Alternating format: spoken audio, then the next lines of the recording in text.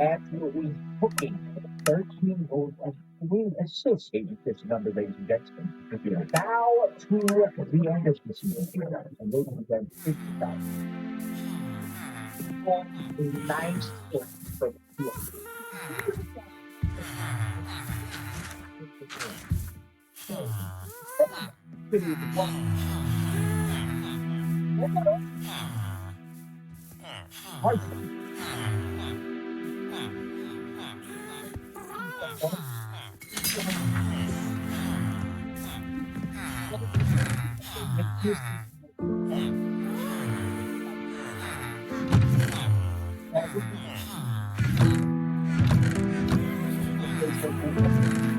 Somehow, some way, the first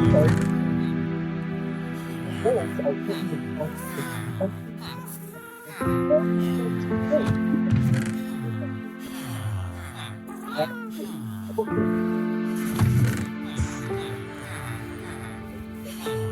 now to one more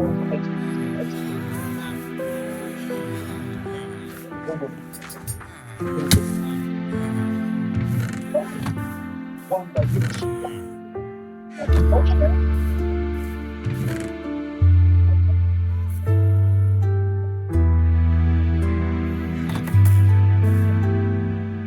know, one of us.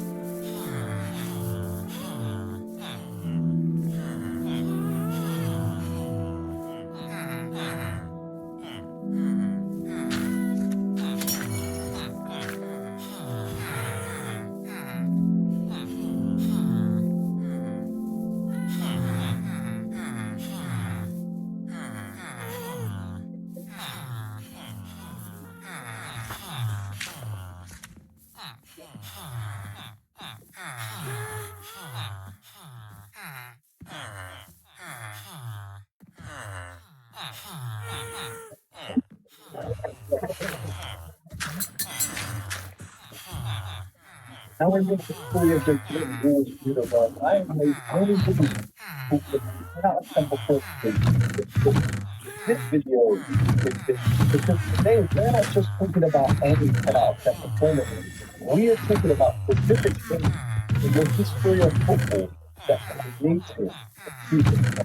And of course, you know, this might not be of the time because I picked out specific things that I watched and I looked at the screen, saw a superstar, and said, yeah, he's going to be the one. Obviously, the whole world would see him. If it was just me, I would be the greatest scout of all time, right? Brilliant. But I'm not. I mean, that's how I did it. So make sure you leave a like, comment, and subscribe. And let's get on to the first 10 out of 10 performance that's created.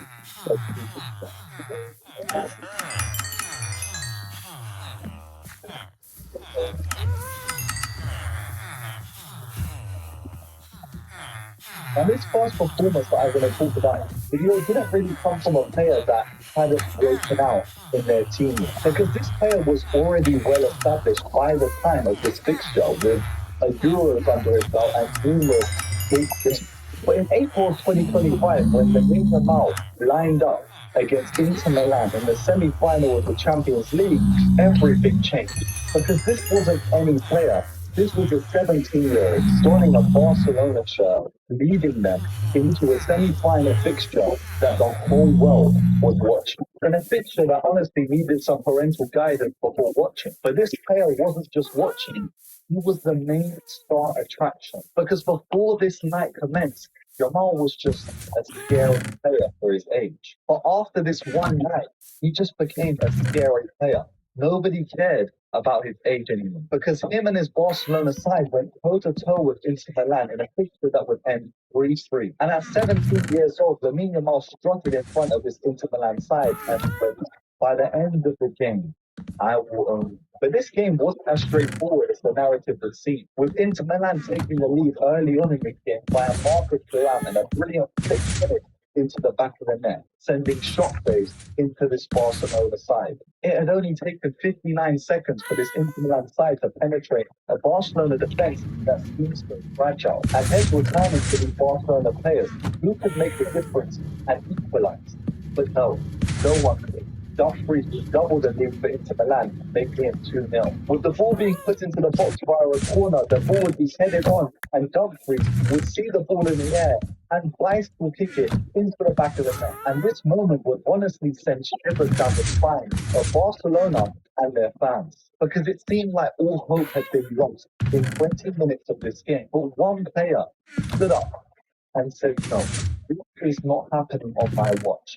And it was a 17-year-old, Lamine Yamal. Just 2 minutes after that Dumfries goal, we saw a bit of individual brilliance from Lamine Yamal in a game that needed it so much. With a tangle of legs between the likes of Koundé and Yamal, Yamal would retrieve the ball before Marcus Thuram would try and muscle him off it. But no, Yamal had escaped his grasp and he's one-on-one with Mkhitaryan. In a flash, he sends this guy to the shadow run before dipping his shoulder and moving on. And now he penetrates this Inter Milan defense before whipping a shot that hits off the post into the back of the net. And with the sound of the post echoing throughout the stadium, he had just switched the entire momentum of this game single-handedly. And that was it for me.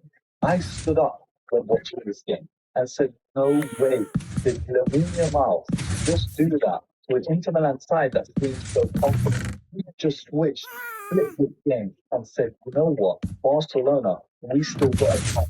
And 38 minutes in, the rest of the Barcelona players rallied and scored. Now, with Rafinha being instrumental in hitting a ball across the box to Ferran Torres, who would put the ball into the back of the net. A striker that was actually replacing Lewandowski in the game has scored. It was this one goal by Yamal that just shifted everything in the game. Barcelona playing the defensive, although would have an opportunity to capitalize too. But unfortunately, Inter Milan would score again, and it would be Jeremy Dumfries. But just a few minutes later, after Barcelona had conceded again, they had scored. From the corner, a ball would be rolled into Yamal, who would dummy the ball through his legs, and Rafinha would thunderbolt this ball towards the goal. Someone would try to stop it. It would hit the bar and go into the back of the net. The game remained 3-3. But honestly, people would go out of this game talking about the performance that we have witnessed from Lamine Yamal. And you could say the Barcelona, team did their thing. Inter Milan did their thing. Dumfries putting Rafinha with two amazing big moments. But for a 17-year-old to shift the entire tempo of the game into the favor of his team, that's when the superstar is great in my eyes. And I know Lamine Yamal has previous moments in his career, like his goal against France in the Euros, but for me, this was the epitome of superstardom, doubling down on this legacy that he's continuously creating. First up in the semi-final first leg, and again in that second leg. That unfortunately he would go out in the second leg, but arguably that performance in the second leg was better than the first leg performance. But in all honesty, for me, watching this game, I just knew, in the mouth, no joke, not just amazing. Actually, 17 years that he played, he became one of the best players in the world. Full stop. And from a game that was changed by one action to another that involved a bunch of superstars coming into the lineup. And let me just set the stage. This October 2019, the Champions League group stage, and we're witnessing a game between Liverpool and RB Salzburg. Now, at the time of this game commencing, this RB Salzburg side had some hidden gems. Players that were just rumored with no one really watching this side we can count to determine if they were well motivated or they had the ability to get. But in the Champions League group stage game against Liverpool, some of the players that came up against Liverpool would become household names. Now, the game would start off quite simple, with Jurgen Klopp's Liverpool side absolutely dominating the first half. In just 8 minutes, Sadio Mane would score a goal, which was just a direct example of what Brian Mane was. He was fierce, he was powerful, he could just drop the shoulder, leading this up. Player 1-3 with Bobby Firmino, get the ball back and put it into the back of the net. And then 25 minutes then, we would see another bit of beautiful play from this Liverpool side with, Andy Robertson starting the move and also finishing. By the 35th minute, it would be 3-0 via Mo Salah. But before half-time, a familiar face for Premier League fans would score for RB Salzburg. Black Town. He would make it 3-1 and give the RB Salzburg players with a bit of belief going into the second half. Jesse Marsch had to speak to these players and get the most out of them. And then it would happen because in the 55th minute, Minamino would score for RB Salzburg. And after this goal, guess who would come onto the pitch? A young Erling Haaland. Replacing Patson Daka in the game, Erling Haaland has just rolled on this pitch as a player that, football fans had only heard rumours of. He was like the Loch Ness Monster in Austria. We didn't know if this really existed, but we knew that it was a monster. And just 5 minutes later, that monster would come up to haunt these Liverpool fans. Because after a lovely bit of play, the ball would get put across the box, and Erling Haaland would lead them making it 3-3. Now, this 10 out of 10 performance in this game just comes to create one superstar. He created men. And although Mohamed Salah was scoring the 68th minute to make it 4-3 and ultimately beat this RB Salzburg side, the amount of superstars that would be created from this game would be legendary. This 10 out of 10 performance was attributed to all of the players on show, the likes of Dominic Szoboszlai, Patson Daka, Erling Haaland, Hwang Han, Minamino, and Wefu, who would play for Brighton. There was a bunch of stars that were put on the map after this game. Giving a lot of football a Premier League club to eventually a lot of players. Now, this next 10 out of 10 performance comes in a game that honestly needs to be forgotten forever, especially for anyone that likes Barcelona and any sort of game. This game happened in August of 2020 in a game between Barcelona and Bayern Munich. And I think a lot of you know where I'm going with this. Now, before this game, I didn't know who Alphonso Davies was. I had just heard that he had been, a Canadian playing at Bayern Munich who was ripping it up. And he also was a face of music. But after this game and this time with Barcelona in the Champions League, I knew who Alphonso Davies was, and the entire world did. Because this Canadian left back playing for Bayern Munich exploded into prominence in the game against Barcelona. A game that saw Bayern Munich in 8-2. And in that match, there would be a specific mob that would continuously be replayed after the game. Well, a 19-year-old Alphonso Davies would pick the ball up, near the halfway line, getting past the likes of Messi and Arturo Vidal. And then he would face off against Semedo and absolutely rip it to play. Put Semedo to score with a drop of the shoulder and a change of pace, exploding past him and towards the byline before, you're thinking, release the ball. He falls onto it for the perfect moment before giving the ball into the pass of King. He stopped it off. After the moment, King would actually come out and say, he's not embarrassed to score the goal, because Alphonso Davies has made the entire thing. That's how powerful this goal was. He was just, driven 50 yards up the pitch with the ball, thinking it was a bit of hard work, put it across the box, and it was in the back of the net. This must have happened in slow motion for Alphonso Davies, but it actually happened in a flash. With these Barcelona players honestly looking bamboozled in this moment. Like the acceleration of Alphonso Davies, honestly, leads Semedo out of existence. I never heard from him after this game until he moved to Wolves. And what also stood out to me during this moment and seeing this happen was that, he didn't once think, let me turn back and recycle the play. Nah. He said, I'm risking it all. It does not matter. And of course, that 8-2 result would go down in history. But I was pissed from that game that a star had just been made. Now, this next performance is honestly the peak of them all. Mbappe in the 2018 World Cup versus Argentina. But before I talk about this game, please remember to like the video. I forget to ask all the time. And subscribe to the channel.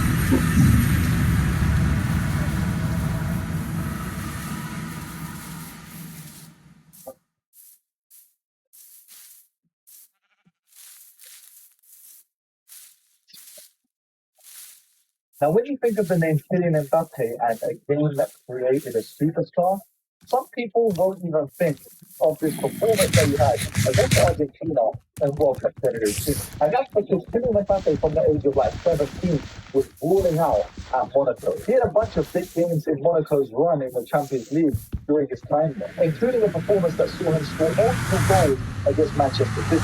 But when it comes to putting your name up as one of the greatest, the World Cup is the place to do so. And in this game, Kylian Mbappe would do exactly that. He would make it known that he was going to be the best player in the world one day. It was Kylian Mbappe on one side, spearheading a French team that was the youngest on average in the tournament, going toe-to-toe against Lionel Messi and an Argentinian soldier that were actually the oldest average squad in the World Cup. And just 17 days after turning 19, Kylian Mbappe would take sword and go straight for the judges, delivering one of the most legendary World Cup performances that we've seen in recent times. And just 12 minutes into this game, Mbappe was puffing out his chest and breaking lines, getting in behind this Argentinian defense before drawing a foul inside the box, winning a penalty that Antoine Griezmann was slotted to the back of the net. Like, he could just breeze past these Argentinian defense. Eventually, he put it through. Just 12 minutes in, France go 1-0 up. But Argentina would hit back, and it would be the left foot of Angel Di Maria that shot the ball in from like 30 yards out. Time and time again, this guy would come up front for Argentina, and again, he would do. And it wasn't over yet because Argentina would score again. With Messi kind of taking a swing at it on goal, but the ball would be, ricocheted in, and it wouldn't get called for offside. It's 2-1 now, and France are on the back foot. But 57 minutes in, Theo Hernandez is breezing down that left-hand side before cutting the ball across the box, and it goes all the way to the other fullback, Pavard, who scored one of the best goals in this entire World Cup. The ball flies into the top corner, but it's only 2-2. And now, it's the fate lies in the hand for the Kylian Mbappe. And this is where you separate the from the lines. Yeah? The times when your team needs you the most, who's going to be that player that makes the difference? That's what created the superstar in my eyes. Because in just 7 minutes, Kylian Mbappe would take his turn. Theo Hernandez would put the ball into the box again. Blaise Matuidi wouldn't be able to control it. It would hit the back of Giroud before Kylian Mbappe took one touch, put it into a bit of space, and bang, the ball is in the back of the net, and France are going completely wild. With one touch, Kylian Mbappe has just taken out 3 Argentinian defenders. With his left foot, he got onto it with that burst of speed and finished it into the back of the net. And it's 3-2. Slide finish, arms folded, the 19-year-old has made it 3-2 in a World Cup tie against Argentina. But no, he's not done yet, because in the 68th minute, he would do it again. A bit of traditional football would commence with Blaise Matuidi feeding the ball into Giroud. Giroud would see the run of Kylian Mbappe, slide it into it. He's been screaming down the right-hand side this entire time, runs onto the ball, slots it into the back of the net, into the bottom corner. Kylian Mbappe has just scored twice against Argentina and has had 3 goal contributions in this game as a 19-year-old, and he has just labelled himself as the best player in the world right now. At 19 years of age, he's just dominated in pinnacle fashion an Argentinian side in the round of 16 of the World Cup. And this performance will drive forward this France team to eventually win the World Cup with the likes of Mbappe in his squad, with the brilliance of a Kante, a brilliance of Pogba. This entire side is just vibes. And Kylian Mbappe, in this game specifically, this round of 65, just put his name up there as one of the greatest football. We knew that this was the real thing. Now, a couple of honorable mentions that I could have included in this video that I could kind of elaborate on in a part 2. would be Neymar and his performance against Celtic back in 2013 in the Champions League. Happening in the group stage of the Champions League, Neymar would score a hat-trick against Celtic with a 6-1 dismantle. This was Neymar's first real impact in European competition, and he left it with you. Honestly, displaying one of the purest examples of what a baller is. With one of my favourite moments in the game coming when Neymar was on the left-hand side and he was like a step over, but also a tap on the defender before sliding it into the back of the net, even though the defender kind of hits it. It's a beautiful goal. And you should honestly watch that game back if you are an Inter fan or a fan of football during this time. Another game that we could talk about being a 10 out of 10 performance that created a superstar was Marcus Rashford, in a game between Arsenal and Manchester United. Commencing in February of 2016, I was watching this game and saw Marcus Rashford scored twice against Arsenal, put his name on the map, and become the player that he eventually became at Manchester United. This guy was looking skinny, he had a high top in this game. Very funny to see him score a header, but also a brilliant finish too. Because in the 29th minute he scored, and in the 32nd minute he scored again. And even for Manchester United's third in the game, he would be the reason, getting that ball on the right hand side before holding it up, doing a little step over, turning back around, laying off the ball to Ander Herrera, who scored a top pace finish. Arsenal trying to get that.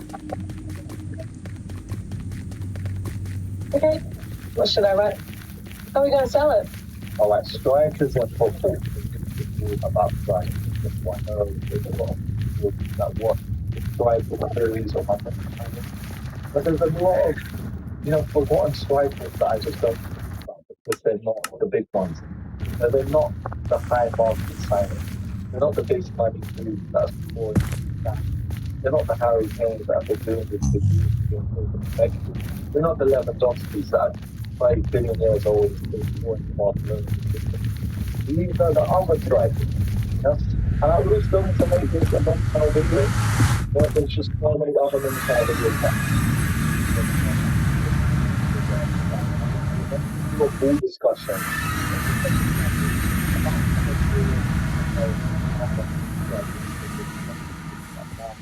I made a community post on the Jim Baldwin's channel. If you want to be involved in other full discussions, then just put,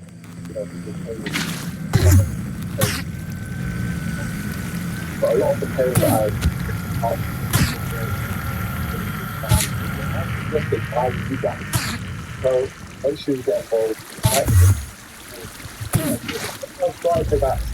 Go in the channel. Not really been spoken about too much. I don't know. I'm not on Instagram or anything like that or any other social media.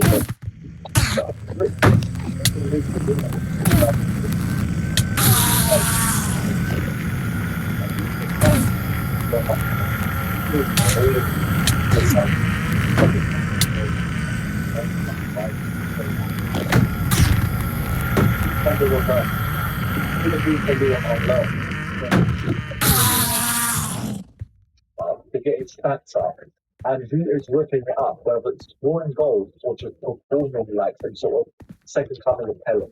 Like I'm seeing clips of Endrick flicking the ball over players' heads.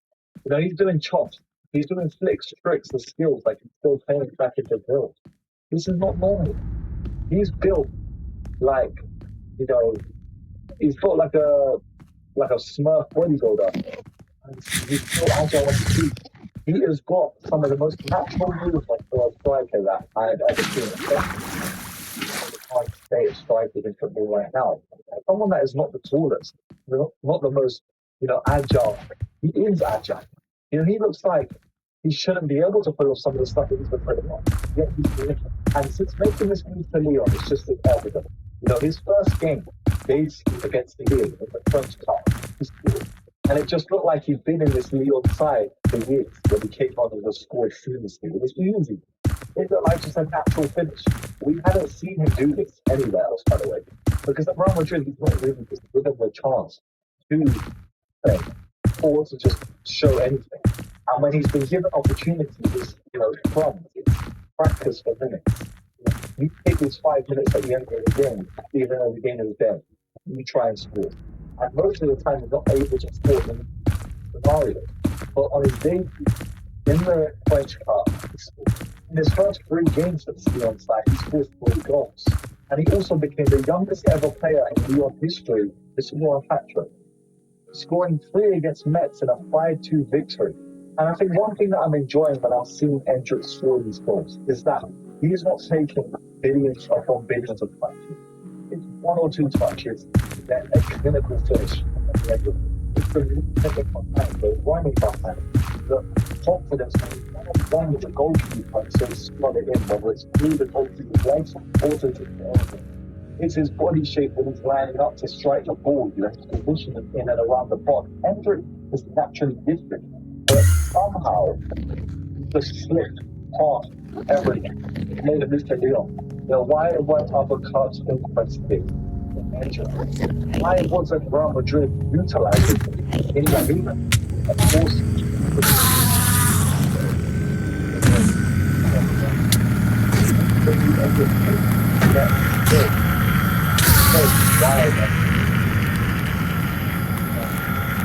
like this could be instrumental. Just another Real Madrid kind of jumpstart. Maybe breakthrough at the company.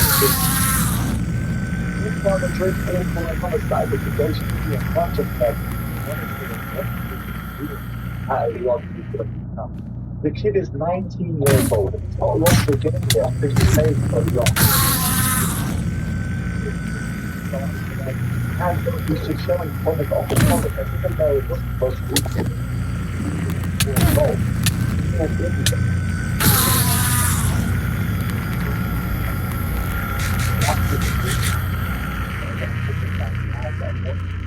And from one Brazilian striker, we need to speak about El Camoso, a Brazilian striker. Now Pedro is another one for Chelsea that has turned it around. He's gone from just this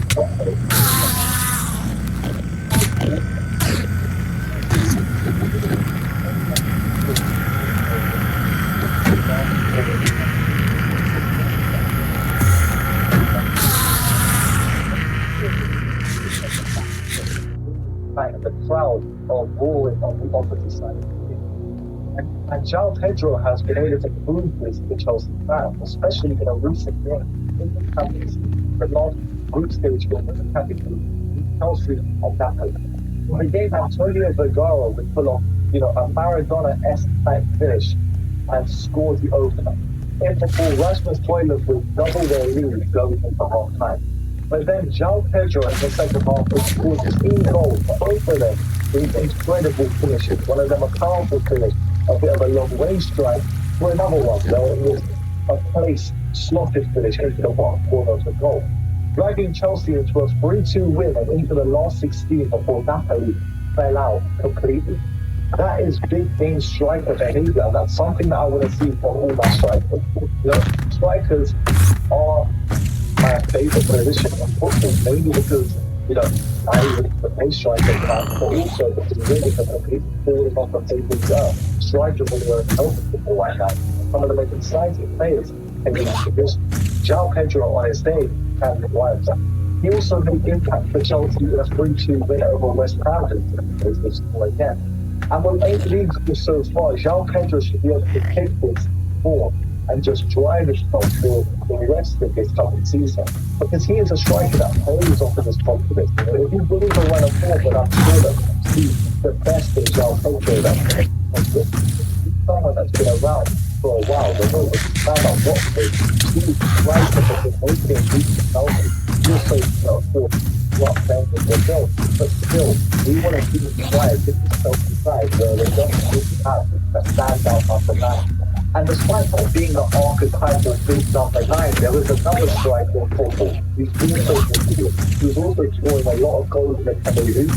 That is doing it too. And he's made a few goals Thiago. And I actually made a entire separate video about him specifically, but that really didn't really do too well. So let's just talk about him again, because he is, another striker that is just going completely different place to a lot of, the João Pedro and the Hendricks. He's getting goals for hat-tricks against the likes of Everton, scoring big goals for Brentford. He's able to secure the finish. Like the type of finishes that this guy can pull off is incredible. Whether it's goals against the likes of Sunderland, whether it's the at the highest for a Brazilian striker in terms of history. Right now, this isn't just one of these. Also, working hard work and cost. Because Thiago came in years ago. He was supposed to be the replacement for Ivan Toney when he went out with Saudi. Yeah, because Thiago would come in, get injured, he ultimately not the main guy for Brentford. But now, with this season, he's become the starter. He's the chaos type of number nine. Right? Just hold on to that thing. Even with the and shoots it. But he's also able to impact areas. He's someone that they definitely, another side in the Premier League. And with him also being Brazilian, it's another big decision for Carlo Ancelotti when it comes to picking sides for the World Cup. Because the next striker that also went recently Gabriel Jesus. And I know I'm not going to gas him up too much. He's showing a bit of Gabriel is on his day, one of the best strikers. It's time and time again, especially as someone like linking up everything, intricate touches.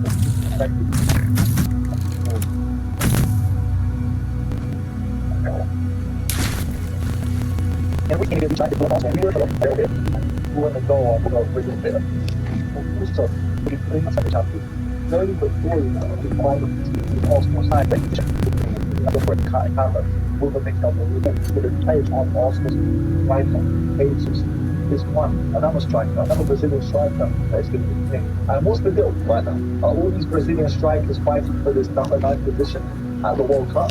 Who's going to start in between? I like it Igor Thiago, in my opinion. I think he's got the high stature, some of that's on that, like rather than Richardson. Over all the other Brazilian strikers, why is the full start? I'm mentioning Jesus, we can't not mention somehow finally but in the past couple of games now, several games now, since actually bought the system. I think it was 1980 Chelsea game. For that, but he scored against Chelsea, he scored against Kyra, he scored today, and they're all been, decent finishes. He's slowly but surely finding his confidence being placed in the wingers that he put in place of the bar with back when Vegas leads. And also opportunity play for actually right or on the other side. So that's